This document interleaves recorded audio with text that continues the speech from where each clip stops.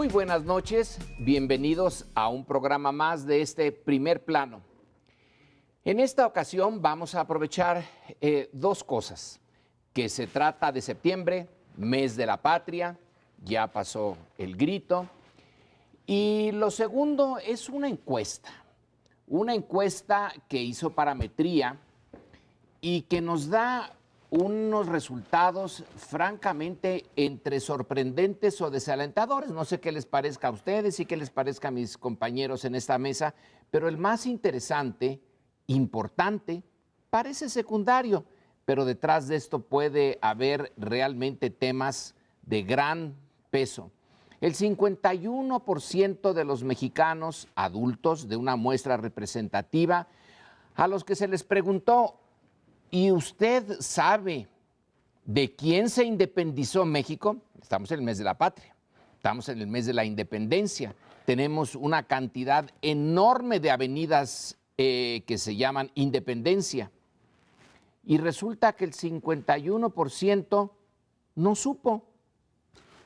No supo que México había sido una colonia del Imperio Español en América y que de ella se independizó, como el resto de América Latina, salvo Brasil. Y por otro lado, hubo un 13% que, bueno, quién sabe cuál sería su razonamiento, a lo mejor tienen algo importante detrás, pero que el 13% dijo: nos independizamos de Estados Unidos. Yo creo que de esos no nos hemos independizado todavía. A lo mejor el 13% ya se independizó, sí. A lo mejor. Y la otra es que al preguntarle sobre los nombres de los héroes de la patria, solo una minoría mencionó a Hidalgo. Bueno, ¿qué significa esta cosa aparentemente tan superficial y trivial, pero que puede ser de un contenido muy serio? A mí me gustaría aclarar algo que es históricamente conocido, pero que si la gente no sabe, en su mayoría, la encuestada por lo menos, que nos independizamos de España, yo creo que hay muchísimos mexicanos, más del 51%, que no sabe que la independencia en realidad solo se consumó en 1821, porque en 1810, que es lo que se celebra, pues se dio el grito de independencia y se inició la insurgencia para liberarse de España, pero fue una insurgencia que tardó 11 años en lograr su objetivo. Y no lo logró con los líderes verdaderamente independentistas o más radicales, digamos, como independentistas, que eran Hidalgo y Morelos. Por cierto, en esa encuesta, según me comentabas, muy pocos mencionaron a Hidalgo, y es el iniciador de la independencia, el que da el grito el 15 de septiembre, y el 16 se inicia la insurgencia. La otra cuestión que vale la pena destacar es esta que comentábamos antes de entrar al programa, de que un pueblo que no conoce su historia, no solo se va a ver forzado a repetirla, como ha dicho alguien por allí, Santayana, sino que va a tener muy poca posibilidad de planear su futuro. El que no sabe de dónde venimos, es difícil que sepa definir claramente a dónde vamos. Entonces, esta conciencia histórica que nos está faltando tanto, define a un México de hoy bastante anómico en cuanto a historia, por lo menos, ¿no? Otra interpretación basada en dos hechos. El primero es la paupérrima educación que en lo general están recibiendo los mexicanos desde hace muchos años. No voy a abundar en ello porque lo sabemos.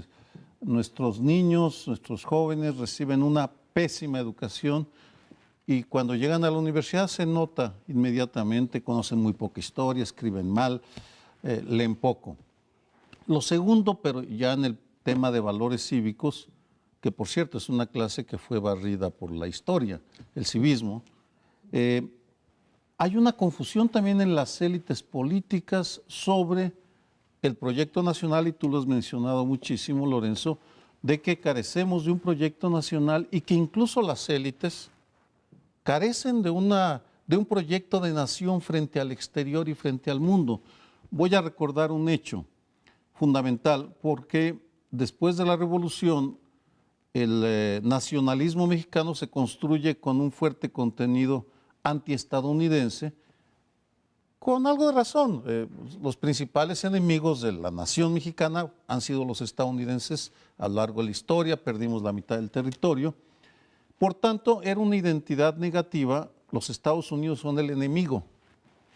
En 1990, Carlos Salinas decide cambiar de raíz la ecuación y dice, no son enemigos, no es malo, es bueno, lo mejor que le pudo pasar a México es ser vecino de Estados Unidos, porque quería negociar un tratado de libre comercio.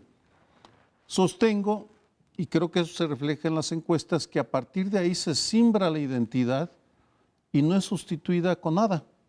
Simplemente se deja a que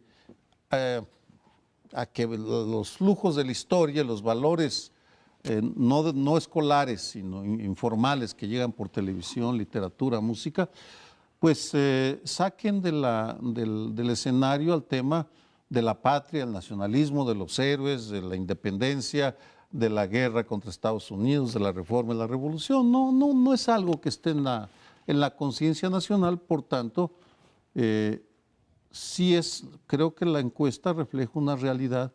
Somos un país muy mexicano, pero con una mexicanidad muy confundida. Yo creo que es muy interesante lo que dices, pero me parece que el problema va más al fondo y no tiene que ver ni con controversias. O sea, yo entiendo que si en este país hubiese una controversia sobre la historia y un grupo de mexicanos dijera, el padre de la patria fue Miguel Hidalgo, y otros dijeran, no, Agustín de Iturbide, pues eso es una controversia sobre la lectura de la historia. Dices, bueno, se zanjará.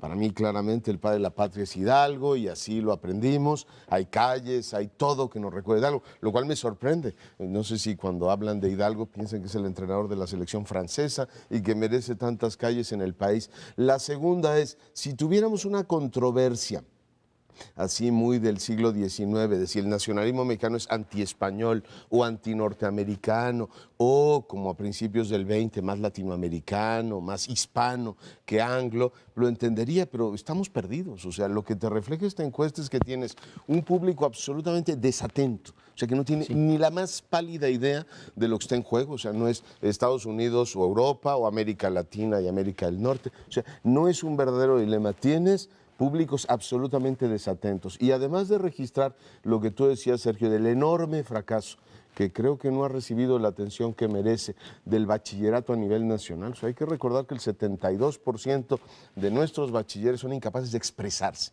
y de hacer operaciones aritméticas sencillas. Bueno, ahora nos enteramos que tampoco son capaces de identificar quién es el padre de la patria y qué es lo que celebramos el 16 de septiembre. Por eso hablo no solo de un fracaso del sistema educativo que es clamoroso, sino también de públicos desatentos. Dirá, oiga, ¿y usted qué cree que estamos celebrando hoy? O sea, el dichoso grito como que ¿qué tiene que ver? Lo cual me lleva a un tercer apunte que ya no tengo tiempo de desarrollar. O sea, las ceremonias cívicas, o sea, todo lo que es el aparato religioso cívico, no conecta con la gente. O sea, no hay quien diga, oiga, y esto del 16, el 15 al 16, el desfile, ¿por qué lo hacemos? Sí veo que es una crisis enorme de una población que está pues absolutamente desatenta de lo que son sus temas fundamentales. ¿Confundida? ¿Estarías de acuerdo? Sí, probablemente, o hipnotizada, o Pues es que Hay no sé cómo... en todas las naciones la creación del sentido de nación requiere de ciertos mitos. Normalmente las historias que el grueso de la sociedad asimila, aprende y con las que se identifican, tienen muchas cosas dudosas, algunas de ellas falsas, pero las interpretaciones, sobre todo las interpretaciones, pueden ser sometidas por el historiador profesional a juicio y encontrar que fallan en todas partes. Pero no importa, hay una necesidad de un origen común. Venimos de un esfuerzo por hacer una nación y ese esfuerzo se inició y con mucha sangre, porque fue muy violenta la lucha de independencia, sobre todo en sus inicios. Fue una lucha de clases, fue una lucha de castas, fue una lucha entre novohispanos, indígenas, mestizos, contra criollos y españoles, que fue la más dura de América Latina en sus inicios. Y ahora resulta que también Parametría pregunta, oiga usted, y estuvo bien que nos independizáramos de España, y un 20% dice no, no, estaríamos mejor si volvemos a ser españoles. Pues ¿en dónde estamos? ¿En qué se gastó toda esa energía de crear el mito, en parte realmente mito, en parte verdad, de un origen común y que tenemos una identidad común? Pues no la tenemos, la vemos en la realidad, clases distintas, brutalidad enorme en la disparidad de los ingresos y ahora ni siquiera nos reconocemos en las partes más elementales. Lorenzo, eso no es nuevo, solo quisiera recordar brevemente unas encuestas que se hicieron en el 95 durante la crisis financiera, las hizo este país. La mayoría de los mexicanos preferían ser estadounidenses si mejoraba su situación económica. El patriotismo pasa por el estómago y si la población no solo está confundida en términos patrios, tiene muy clara que la supervivencia requiere la concentración absoluta en el trabajo o en lo que tenga que hacer para sobrevivir, simplemente sobrevivir en un país, una patria extraordinariamente hosca con sus habitantes. Yo creo que un punto que dejaste al final de tu intervención última, Lorenzo, es muy importante. Yo creo que la conciencia histórica de una nación es algo fundamental para tener identidad. Hablabas de identidad al final de tu intervención, pero yo creo que esto hay que recalcarlo. Esto de no tener identidad, por eso decía yo que somos históricamente anónimos, porque no tenemos identidad, no tenemos nombre. La anomia es eso, es una carencia de lealtades a las normas originalmente, pero en general a cualquier otra cosa, ¿no? Durkheim dice eso, por lo menos.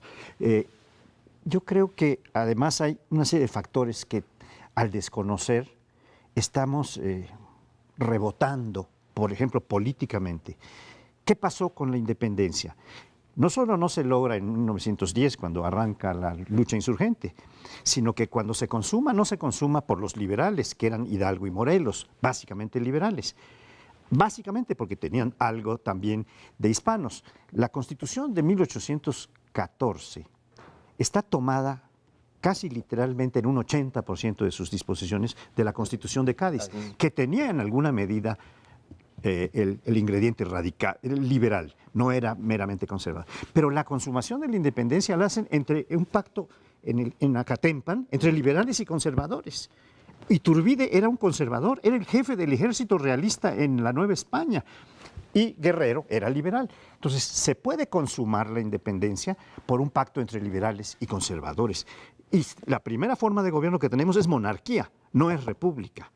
No es la tendencia liberal dominante. Sí, todo eso además es muy interesante porque no pudo avanzar, digamos, el proceso de consolidación de la República, pero el tema, caballeros, que tenemos sobre la mesa es infinitamente peor. O sea, estamos hablando que 200 y pico de años de vida independiente no le han dado a este país la posibilidad de que sus hijos sepan efectivamente qué es lo que ocurrió. Y a mí eso sí me parece dramático. Es decir, ya olvidémonos de la disputa por las interpretaciones de la historia, que a mí me parecen fecundas y muy útiles, y creo que un país que vive un cambio político como este las debería ampliar más, y todo eso es fascinante.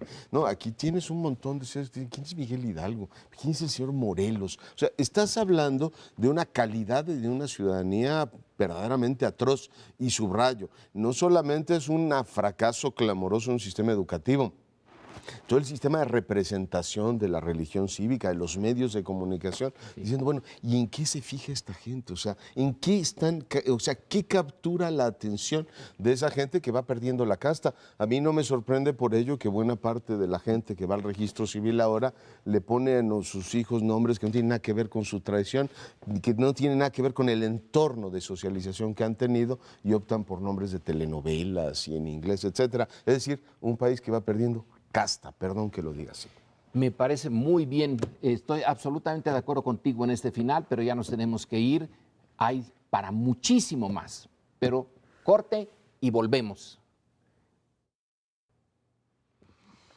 El escándalo OHL tiene múltiples dimensiones. Permítame poner sobre la mesa tres que me parecen las más delicadas. Las más recientes son la Procuraduría General de la República, en un exceso de celo que no ha mostrado en muchos otros casos. De pronto encuentran, ni más ni menos que en una zona céntrica de la capital, en la avenida de Campos Elíseos, un espacio donde se grababa un aparato de espionaje privado, a partir del cual se supone que se grabaron, entre otros, al secretario de Comunicaciones de este país. Hace algunos días también la PGR detiene un abogado de la empresa Infraiber, que es la que está, digamos, para nuestro auditorio, la que está en disputa con OHL por una cantidad de dinero que va de los 425 a los 450 millones de dólares, según las distintas fuentes. Lo detienen y la PGR le siembra una pistola, lo cual, pues mucha gente claramente se pregunta, oiga, la autoridad federal, la Procuraduría General de la República hace este tipo de cosas con independencia,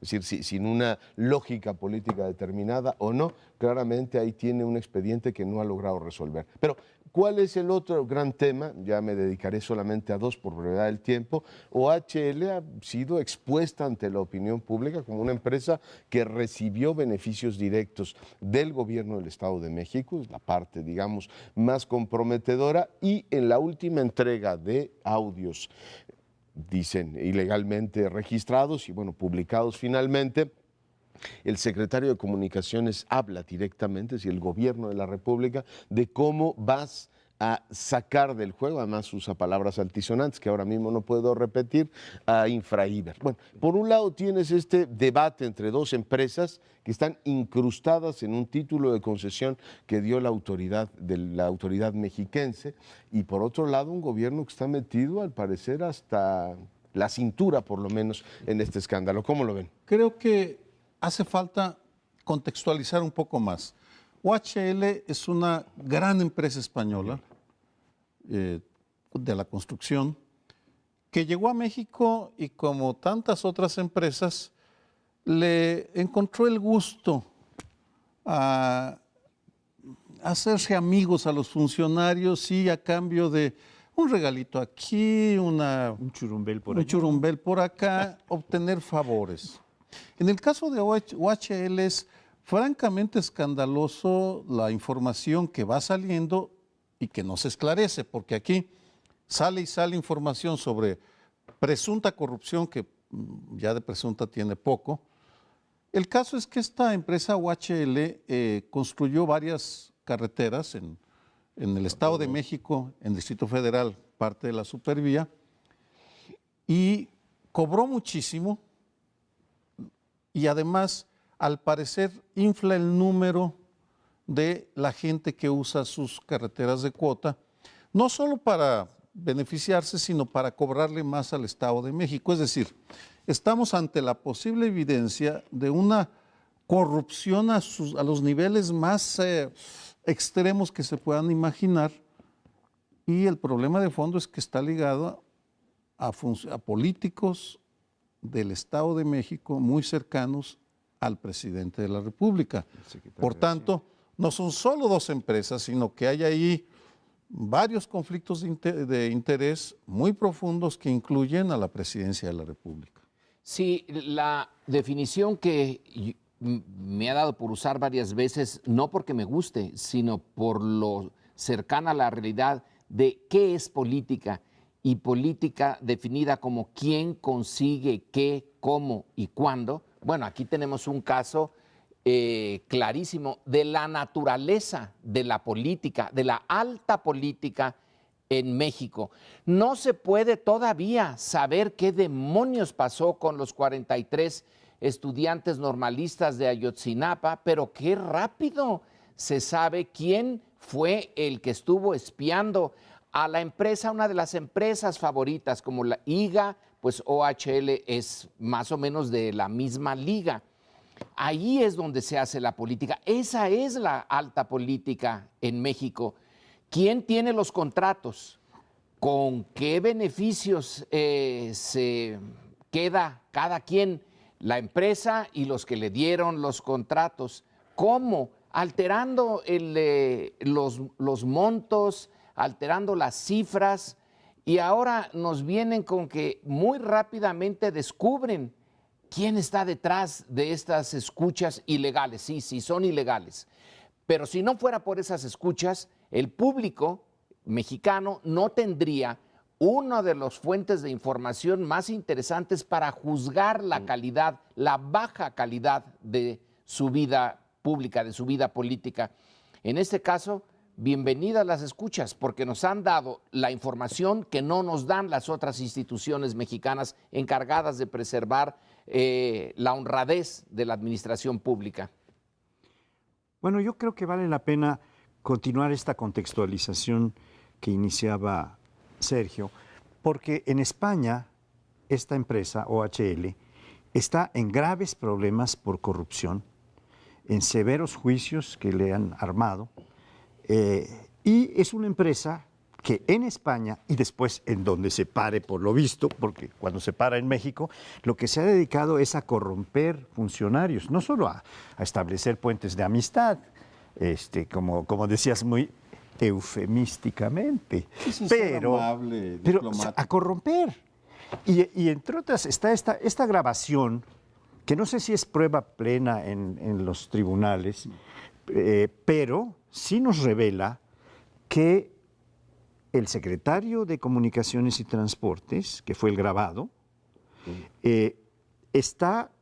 no está teniendo conflicto de intereses, sino que presuntamente está teniendo tráfico de influencias. Presuntamente, me parece. Habría que estudiarlo bien, pero así de primer bote, de bote pronto, creo yo que es tráfico de influencias, porque ¿cómo hacemos que estos tarugos se nos vayan, ¿no? Dice que cómo sacar a estos de la jugada, es decir, a lo de Iber, ¿no?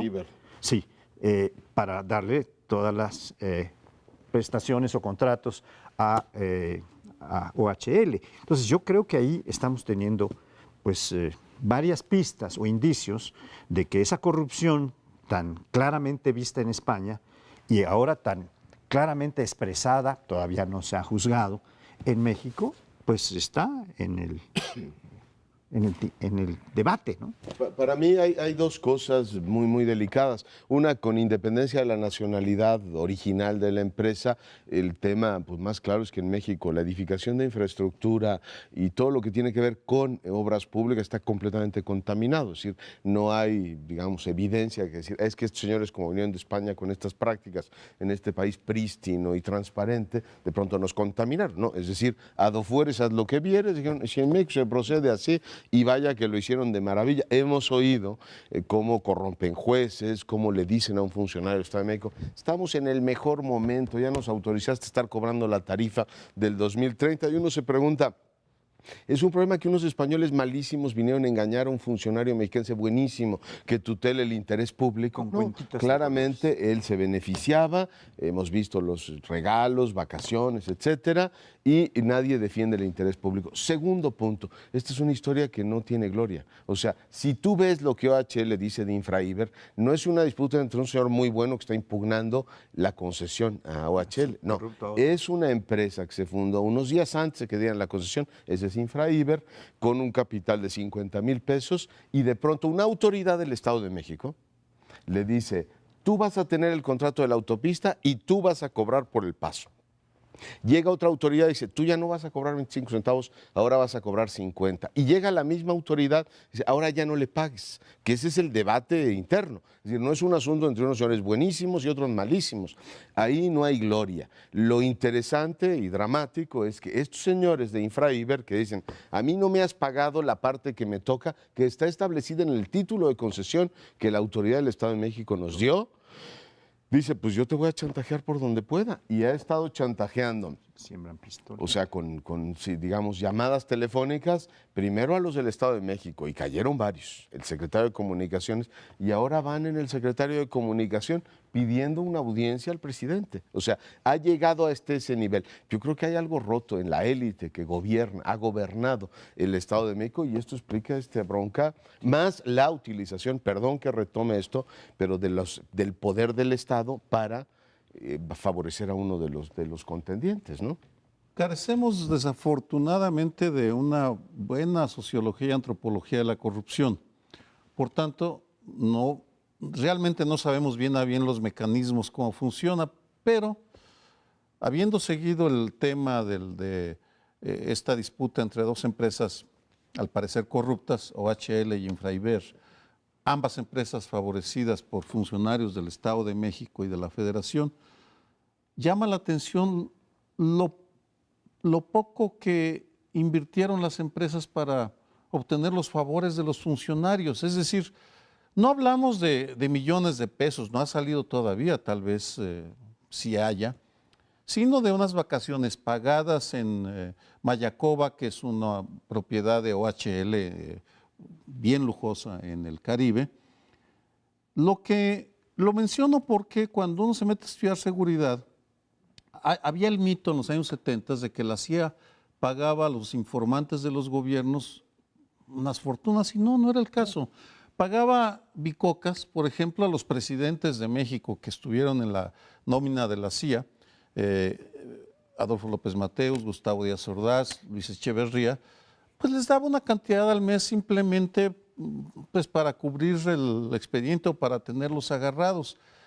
Me pregunto, ¿qué no será que les cultivan la vanidad o cuáles serán los mecanismos?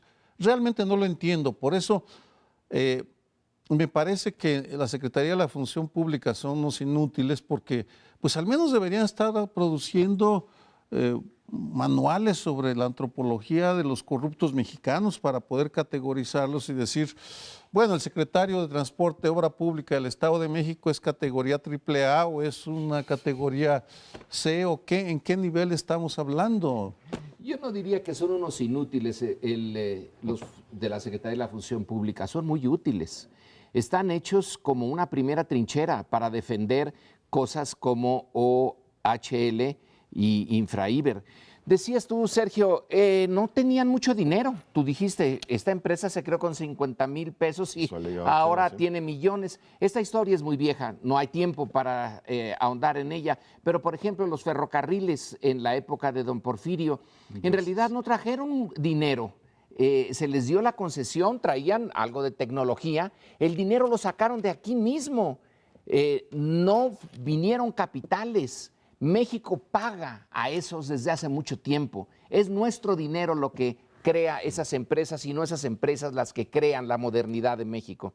Sí, y supongo que parte del problema que tenemos de crecimiento económico es que buena parte de esas empresas que llegan, igual que las mineras, igual que muchas otras, llegan a aprovechar concesiones que el Estado da y a partir de ahí se desarrollan negocios, pero no llegan necesariamente ni con nueva tecnología, ni con nuevos procedimientos, ni apuestan por la innovación, sino eso, a seguir succionando del presupuesto público las concesiones o las relaciones. Hacemos una brevísima pausa, estamos de regreso en un instante. El día de hoy voy a empezar a corregir públicamente mi opinión de Miguel Ángel Mancera, el jefe de gobierno de la Ciudad de México.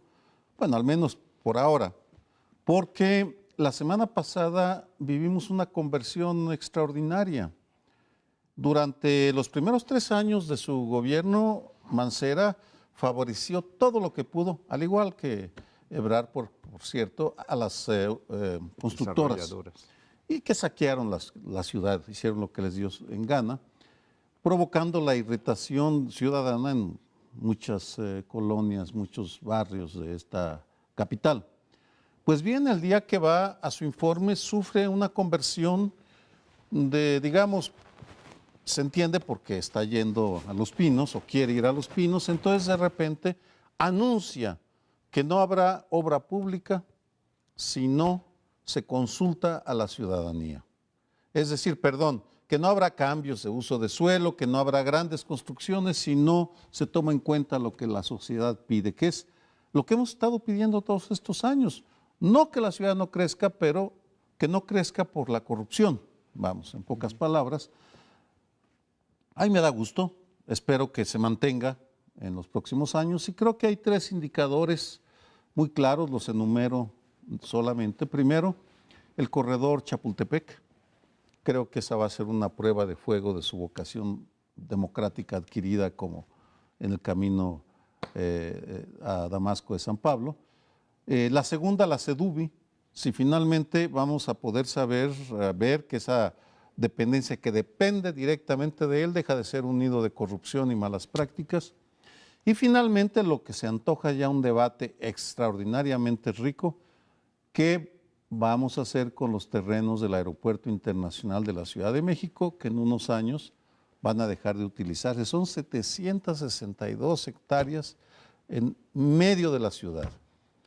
Pero por lo pronto, bienvenido, señor Mancera, a las filas de la democracia, de la transparencia y de la consulta a la ciudadanía. Esos son los gobernantes que queremos. Ojalá y cumpla. Yo nunca me había alegrado tanto de sumarme a algo que dice Aguayo, y ciertamente es sorprendente el cambio que ha tenido. Camino del Palacio de Gobierno a Los Pinos o a Palacio Nacional, se ve que lo ha hecho ver que no puede seguir gobernando así. Yo me imagino que el último tramo de la legislatura anterior le hizo ver que el desgaste ya era enorme. Y por supuesto celebro ampliamente eso. No solamente abrió un foro que se inaugura mañana para discutir con una óptica muy amplia qué vamos a hacer con esos terrenos, también lo de la Mexicana, que era una operación, un predio muy importante en Santa Fe, que era una operación especulativa millonaria, dijo no se va a hacer nada sin tomar en cuenta la comunidad, es decir, por ahí debe ir. ¿Yo qué saco en conclusión de todo esto? Que están muy bien las promesas, pero habría que sacarle tres elementos concretos. Uno, no podemos seguir viviendo con una, digamos, vinculación entre la especulación inmobiliaria y la clase política en la ciudad. Ya vimos que Sedubi, pero la Asamblea Legislativa es igual, Sergio, ha llegado a corromper a todos los partidos políticos. Hay que sacar el ámbito de el uso del suelo de la política, y debemos tener un órgano técnico que haga eso. Y como hoy me decía Mariana Loiseli, en Pekín, en Singapur, en prácticamente todas las ciudades hiperpobladas, tú tienes una maqueta pública. Ahí no es un asunto de derechas, izquierdas, panistas, pues, una maqueta pública donde dicen, a ver, aquí estos terrenos son para tal propósito, estos no se pueden usar para tal o cual, y no es un asunto de interpretaciones, es público, es un compromiso de la ciudad, que es más técnico que político, porque pues dependemos del agua, dependemos de un montón de cosas. Yo espero que eso lo saquemos. Creo que le urge más a esta ciudad que la contaminación. Y la otra, pues ojalá en el futuro, si hay verdadera voluntad de redimirse, que haya una comisión independiente que investigue el vínculo histórico que ha habido entre la clase política y los desarrolladores inmobiliarios en esta ciudad, y que sepamos hasta qué punto teníamos autoridades capturadas y un sistema político capturado, porque no solo la televisión es poder fáctico, también estos señores demostraron que en la ciudad ellos podían ejercer su gobierno de esa manera. Bueno, está usted haciendo su lista para Santa Claus, sí, los Reyes, para los Reyes. Usted quiere no solamente que haya, ahora sí, una consulta, sino que además le digan qué pasó antes, sí, que echen vistazo hacia atrás, al presente y al futuro. Puestos a pedir, Lorenzo. Bueno, yo aquí añadiría algo de escepticismo. Está bien, como lo anuncia Sergio y como tú lo tomas, que la consulta a la ciudadanía. Ahora, ¿quién es la ciudadanía? A mí que me digan exactamente cómo se define a los que van a ser consultados. El ciudadano es todo el distrito, los adultos del Distrito Federal somos millones, nos van a consultar o van a consultar a representantes de esos ciudadanos. Y ahí ya Rousseau lo había dicho perfectamente, la representación es la contaminación de la voluntad popular o de la voluntad general. Pues es la popular también. Si nosotros escudriñamos más a quién se va a consultar, y ahí puede venir otra vez, puede ser visto muy bien en el discurso y en la práctica, otra vez vuelvo a mi definición de política, ¿quién consigue claro, la representación ciudadana? ¿Para qué y cómo? Hasta que sepamos eso, está bien alegrarnos de la entrada. Parece una entrada triunfal, así como de Aída. Esto, qué bien, una marcha triunfal. Con elefantes. Bueno. Pero vamos a ver quiénes son esos ciudadanos consultados. Y la otra, consultar también sobre el nuevo aeropuerto, no solamente sobre el uso del antiguo, pero claro, eso cae en el Estado de México, si mal no recuerdo, y Atenco nos trae recuerdos sobre consultas. No, pero yendo a este punto de la consulta para el nuevo aeropuerto que está en curso, las consultas tienen que ser federales, estimadísimo Lorenzo. No corresponde al territorio. Donde se pone un aeropuerto es zona federal por definición de la ley. Entonces, esta es una consulta que tiene que ser federal o nacional. ¿El nuevo aeropuerto? El nuevo, me refiero al Sí, pero el chiste es que se consulte. Sí, sí, de acuerdo. Pero yendo a este punto del camino que va de Damasco a Los Pinos, porque la conversión que se Del anuncia... Ayuntamiento del Zócalo a Los Pinos. No, es que el camino de Damasco es porque tú mencionaste a San Pablo, y entonces yo estoy nada más refiriendo esta cuestión, pues, evangélica, ¿no? El camino de Damasco, donde fue convertido con una iluminación, lo tiran del caballo. Y en el 17 de septiembre de este año, cuando rinde su informe el señor Mancera, nos enteramos de que también él es un converso, ¿no? Bueno, y creo que lo de la nueva ubicación del aeropuerto o el nuevo aeropuerto es un tema conectado y viene la decisión de que la consulta de una fuente externa otra vez. Hay las 8 columnas de ayer o antier del periódico Reforma, en donde muestra claramente con entrevistas cómo los principales aeropuertos que se han hecho últimamente, el de Ecuador es el que más cerca nos queda, pero también creo que el de Shanghái, el de Austin, Y el de fueron Berlín. sometidos a una consulta para que contaran con el apoyo de la ciudadanía. Y esto es lo que están sugiriendo que se haga, ¿no? Una consulta que valide nacionalmente, no solamente de la región donde se va a establecer el aeropuerto. Digo, como aclaración. Y no sé cómo se va a hacer esta consulta, porque las consultas que se hicieron en otros países se encargaron a personas totalmente independientes del gobierno, fueron consultas que se hicieron con todo escrúpulo, técnicamente bien hechas en cuanto a consultas, según parece, ¿no? El de España también fue uno de los aeropuertos que se consultan. Entonces yo creo que esta sería un poco la decisión. En seguimiento a tu comentario sobre Aida, que es muy relevante, Giuseppe Verdi en esa ópera pone a Radamés, el héroe de las legiones egipcias, a morir emparedado. Y de hecho lo matan en vida, lo entierran en vida. Aquí tendríamos que reescribir esa parte de la ópera de Verdi, porque lo he seguido junto con Leonardo Curcio, María Amparo Casar, que hemos estado muy metidos en este debate. De hecho, ha sido la ciudadanía, y ahora regreso, la que ha forzado este cambio en el gobierno de Mancera. Su revelación no ha venido de la nada, sino ha sido un esfuerzo permanente de una coalición poco ideológica, porque el tema de uso de suelo no es ideológico, afecta por igual a todo mundo.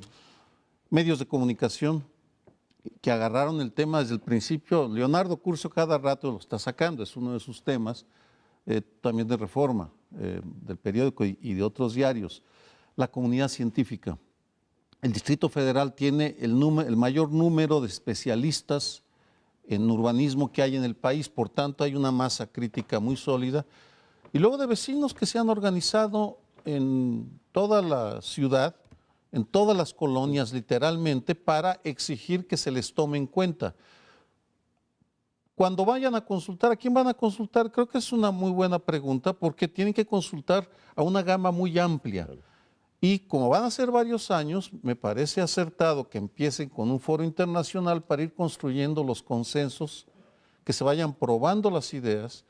Y si en algún lugar se puede hacer en este país, es en la Ciudad de México. Eso sí estoy convencido, por eso era un optimismo que no quería partir del triunfalismo, decir, la ciudadanía sí ganó esta partida o la va ganando, porque finalmente el jefe de gobierno tuvo que hacer una concesión pública y decir, tienen razón, Yo creo que lo tienen y bueno, yo me ratifico efectivamente en la fanfarria porque creo que es un paso importante en dos vertientes. Una es, esos terrenos son de la Ciudad de México y la Ciudad de México tiene que decidir su vocación, no el gobierno federal. Creo que ese es un debate que hay que dar. Y el segundo es, por supuesto que nos merecemos una ciudad diferente. Yo llamaría al Consejo Económico y Social de esta capital a que hiciera un gran debate, decir, no podemos seguir enfrentados ciudadanos contra desarrolladores inmobiliarios. Tiene que haber un punto en el cual existe un equilibrio que nos dé viabilidad. Tan, tan. Regresamos. El fin de semana pasado tuvo lugar el Congreso Nacional del Partido de la Revolución Democrática, en el que se estuvieron tratando algunos temas que parecen relevantes, en primer lugar, para el partido mencionado, aunque podría también, siendo los partidos entidades de interés público, generalizarse a más gente que no es miembro del partido. Los temas que parecían llamar la atención o ser más atractivos eran, uno, sobre la dirección nacional del partido. Carlos Navarrete puso a disposición su cargo para que este Congreso resolviera, o las autoridades del propio partido resolvieran quién sería presidente. Por otra parte estaba la posibilidad de que el presidente del partido solo pudiera serlo si tenía 2 años de militancia. Y está la figura de nuestro amigo, antes miembro de este panel de análisis, Agustín Basabe Benítez, que está siendo incorporado recientemente, creo que en agosto se incorporó al PRD, y ya está siendo propuesto para ser presidente del partido. Y está siendo propuesto sobre todo por la corriente de los chuchos, aunque Agustín ha dicho que si él llega no dependerá para nada de las corrientes y en particular, pues creo que la de los chuchos, que es la que lo está llevando a eso, ¿no? Sí se resolvieron 2 cuestiones que estaban en duda. Una, que era esta modificación del estatuto para poder permitir que cualquier miembro del partido pueda ser presidente, y la otra es la de las alianzas con el PAN, que las han tenido ya en el pasado, sobre todo para gobiernos locales, pero que ahora se está planteando como una posibilidad de una coalición PAN que va a quedar acotada.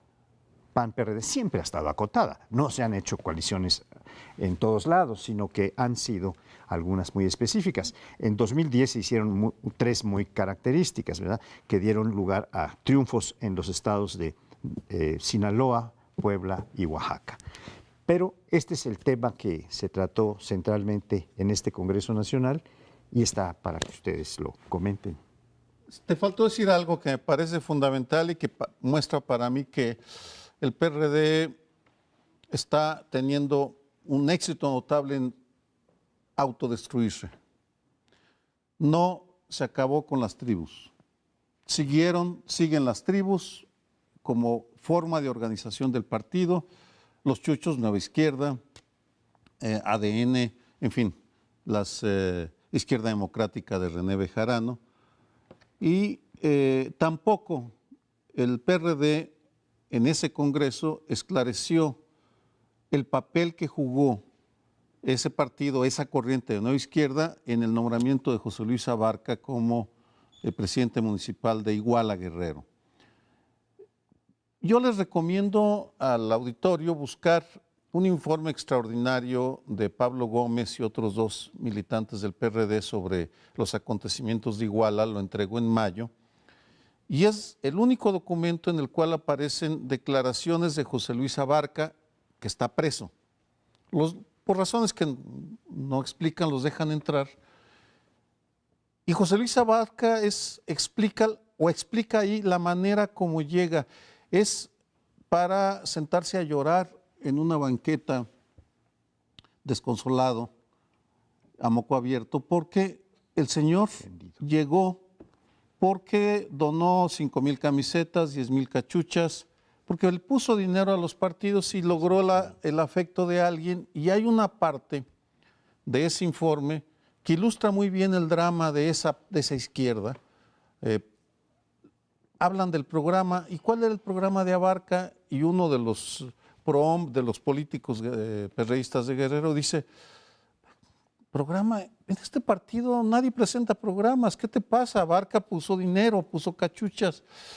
Es decir, me parece que en tanto el PRD no asuma que sus métodos para elegir candidatos están permeados de un pragmatismo pueril, de baratijas, no van a reformarse, y lo trágico es que ese partido sea el heredero de las víctimas de Tlatelolco. Esas víctimas de Tlatelolco terminaron siendo cómplices de la violencia criminal de Ayotzinapa, de Iguala, con los normalistas de Ayotzinapa, cuyo primer aniversario se celebra el próximo sábado.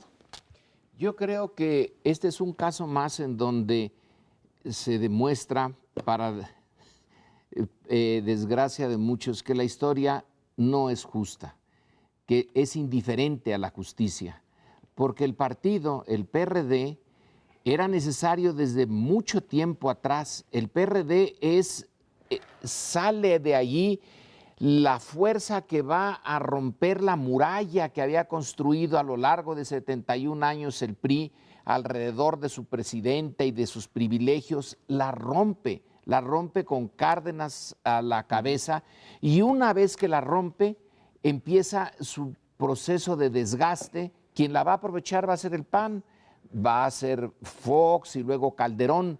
Ellos nunca se toparon de frente con la fuerza que había acumulado durante tanto tiempo el PRI. Y ahora el PAN está tratando de otra vez volver a rehacerse, y a lo mejor llega en algún momento otra vez a ser importante. En cambio, el PRD, como tú dices, Sergio, ya da la impresión de una estructura que está muriendo, que tarda en morir porque hay dinero detrás y hay intereses, y el gobierno ha de tener muchas ganas de mantenerla. Tiene que mantenerla frente a Morena, que ese es ahora su reto principal, y ya Peña Nieto y Beltrones y todos están atacando a Morena. Nadie ataca ya al PRD desde las alturas del poder, Muy buen punto, ¿no? porque pues ya está desinflado. Quizá lo que les interesa es mantenerlo medio vivo lo más que se pueda, nada más. Sí, así se explica que el presidente del Congreso sea quien es. A mí me llama la atención que el Partido de la Revolución Democrática, visto en una perspectiva más amplia, sea un partido hipercrítico internamente, es un partido que debate, incluso ha tenido comisiones para la renovación del partido, no sé cuántas, pero un montón, pero no se reforma, es curioso. O sea, discuten mucho qué hacer, pero a la hora de la hora no cambian. Ese es un partido como impermeable o irreformable, y me refiero, bueno, a la selección de candidatos que ustedes planteaban. Pues no solo Abarca, o sea, ellos pusieron a Ángel Aguirre ahí, o sea, un señor que 30 minutos antes era priista, y lo pusieron como gobernador de Guerrero con las siglas del Partido de la Revolución Democrática, un error que siguen, por supuesto, lamentando. No ha habido un análisis claro de qué dejó, por ejemplo, Maloba o qué dejó Moreno Valle. Digo, para el PAN es ganancia neta, Moreno Valle ahora es uno de sus precandidatos, el PRI está feliz con Maloba porque ya regresó a la órbita. ¿Qué le dejó a la izquierda? Un Gabino Cuex estuvo más cerca de otro partido, es decir, globalmente tú dirás, bueno, esas alianzas que ratificaron el domingo, ¿qué le dejaron a la izquierda en términos generales? ¿O qué le dejaron al país en términos institucionales? Es decir, oiga, viva la patria aunque yo perezca, podría decir el PRD, pero en este caso ni el país es mucho mejor con ellos y el partido pierde. No han tenido una autocrítica seria sobre cómo han gobernado la ciudad, cómo están gobernando Morelos, cómo están gobernando Tabasco. Buena parte de esta reconversión que celebrábamos, Sergio, que está muy bien, yo lo hacía, se debe a la presencia de Morena en la Asamblea. Ya llegó y les dijo, uno, no les aprobamos, o sea, se acabó la diversión. El que llegara una oposición al DF fue muy benéfico. No les vamos a aprobar todas sus maniobras especulativas, ¿te acuerdas? Al agotarse la legislatura anterior, dijeron, en cuanto entremos no las vamos a aprobar. Entonces dijeron, oye, haz de necesidad virtud, bueno, vamos a ponernos como políticos virtuosos porque estos ya tienen mayoría en la Asamblea. Y lo segundo es, durante años no quisieron recortar la Asamblea. Oye, 2,000 millones de pesos cuesta ese órgano, ya lo platicábamos Y tuvo que llegar una oposición que los confronta para decir, tienen razón estos señores. O sea, no es posible que vayamos por la vida diciendo que somos austeros y en donde gobernamos nosotros tienes una casta que literalmente controla las delegaciones y que reprodujo durante tantos años eso. Y finalmente, termino, no puede ser que todos los que han sido jefes de gobierno de esta ciudad y que fueron jefes de gobierno por tu partido, hoy estén en otras opciones políticas. Algo está rematadamente mal ahí. Y decir, ¿cómo? No están como Cárdenas, que no está. Cárdenas, Rosario Robles, Alejandro Encinas, López Obrador, Marcelo Ebrard, el que tú quieras. Bien, yo creo que hay alguna cuestión que puede ser interesante de considerar, porque uno de los acuerdos a los que llegó el Congreso fue que ningún dirigente de Corrientes puede ser aspirante o titular de los órganos de dirección nacional. Esto es una crítica o una autocrítica a los chuchos, porque los chuchos son una corriente, la corriente fundamental, y ahora queda prohibido eso y la reelección. Y la otra cosa que yo quisiera decir, aunque sea en los últimos minutos, es que lo que están ustedes haciendo es plantearle pues un escenario terrible a nuestro querido amigo Agustín Basabe. Se está metiendo, pues no en camisa de 11 varas, sino de 11,000, como las vírgenes, 11,000 varas. Y bueno, pues le deseamos lo mejor, aunque no tenemos una gran expectativa de reforma de ese partido. En fin, nos vamos hasta la semana entrante, en donde le pedimos que nos vuelva a ver.